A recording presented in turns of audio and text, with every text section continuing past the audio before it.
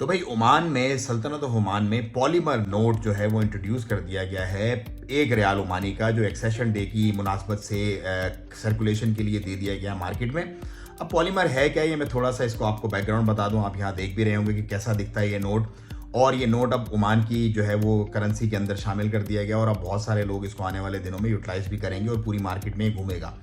अच्छा, polymer note जो है वो शुरू से 1982 में जो है वो पहली दफ़ा हेटी और कोस्टारिका वगैरह इस तरह की कंट्रीज में यूज़ होता था, लेकिन प्रॉपर तरीके से एक अच्छा कस्टमाइज जो पॉलीमर नोट है वो 1988 में ऑस्ट्रेलियन डॉलर की शक्ल में लोगों ने देखा था, 1988 में, बैक इन 1988। उसके बाद बहुत सारे ममालिक ने इसको जो है अडॉप्ट किया और बहुत सारे कंट्रीज इसको यूटिलाइज करते हैं। इसको क्यों यूटिलाइज करते हैं? इसकी 3 बड़ी बुनियादी वजूहत हैं। एक तो ये कि इसकी कॉस्ट बहुत कम होती है नोट बनाने की। नंबर 2, ये बहुत ज़्यादा लंबे टाइम तक पेपर नोट के मुकाबले में चलता है। और नंबर 3 ये होता है कि इसके अंदर जो नकली काउंटरफीट करेंसी बनाने की जो एक चांसेस होते हैं वो बहुत कम होते हैं, ना होने के बराबर होते हैं। तो जाली करेंसी इस तरह के जो पॉलीमर नोट्स होते हैं उसकी बनाना ऑलमोस्ट इम्पॉसिबल होती है, इम्पॉसिबल।